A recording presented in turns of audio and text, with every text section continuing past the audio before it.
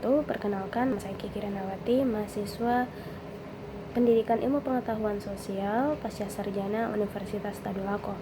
Pada video kali ini, saya ingin memaparkan resume mengenai materi 4 pada mata kuliah Teori Hukum dan Sistem Hukum Indonesia yang diampu oleh Bapak Dr. Hasdin, SPD, MPD.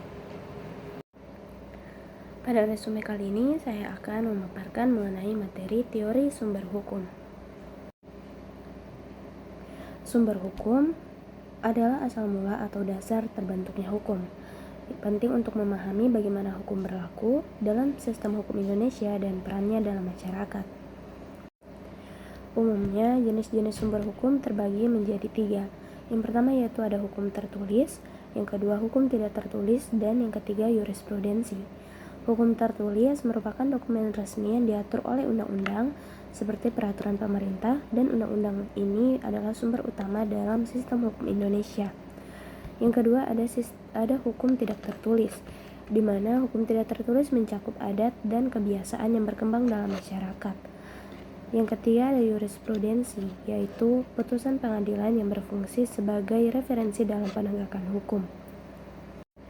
Kemudian, penting bagi kita untuk memahami perbedaan sumber hukum. Yang pertama, sumber hukum primer. Sumber hukum primer merupakan sumber yang langsung menjadi dasar hukum, seperti Undang-Undang Dasar 1945 dan undang-undang yang mengatur berbagai aspek kehidupan masyarakat. Yang kedua, ada sumber hukum sekunder, di mana sumber hukum sekunder merupakan sumber hukum yang menjelaskan atau memperkuat hukum primer, termasuk dokumen dan jurisprudensi. Ada contoh mengenai sumber hukum di Indonesia, yaitu di Indonesia, sumber hukum utama meliputi Pancasila sebagai dasar negara, Undang-Undang Dasar 1945 sebagai konstitusi, dan berbagai undang-undang serta peraturan pemerintah yang mengatur kehidupan masyarakat. Mengenai hierarki sumber hukum yang ada di Indonesia, yang pertama yaitu Undang-Undang 1945, kemudian undang-undang, kemudian ada peraturan pemerintah dan peraturan daerah. Berikut ada peran sumber hukum bagi Indonesia. Yang pertama, sumber hukum memainkan peran penting dalam menjaga keadilan dan kepastian hukum. Dengan memahami landasan hukum, masyarakat dapat mengandalkan sistem hukum yang adil dan transparan dalam kehidupan sehari-hari. Video kali ini saya akan memaparkan teori 5 mengenai teori hierarki norma hukum. Yang pertama yaitu, apa itu hierarki? Hierarki adalah prinsip utamanya adalah norma yang lebih rendah dan tidak boleh bertentangan dengan norma yang lebih tinggi. Kemudian ada hukum yang berjenjang. Menurut Hans Kelsen, norma itu berjenjang berlapis-lapis dalam suatu susunan hierarki. Norma hukum yang dibawa berlaku dan bersumber dan berasal atau berdasar pada norma yang lebih tinggi.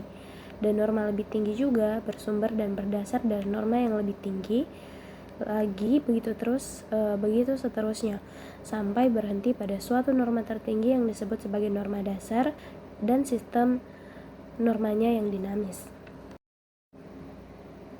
Berikutnya ada struktur hierarki sistem hukum. Menurut Hans Nawiaski juga berpendapat selain norma itu berlapis-lapis dan berjenjang-jenjang, norma hukum dari suatu negara juga berkelompok. Kelompok-kelompok tersebut dalam suatu negara terbagi menjadi 4 kelompok besar.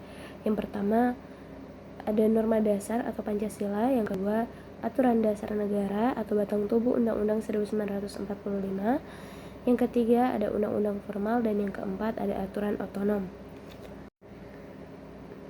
Berikut ada tata urutan peraturan perundang-undangan Republik Indonesia. Yang pertama ada Undang-Undang Dasar 1945, yang kedua TAP MPR, yang ketiga Undang-Undang, kemudian peraturan pemerintah pengganti undang-undang, yang keempat ada peraturan pemerintah, kemudian peraturan presiden, peraturan daerah provinsi, dan peraturan daerah kabupaten atau kota. Baik, mungkin itu saja yang dapat saya sampaikan pada video kali ini. Terima kasih, lebih dan kurangnya saya mohon maaf. Wassalamualaikum warahmatullahi wabarakatuh.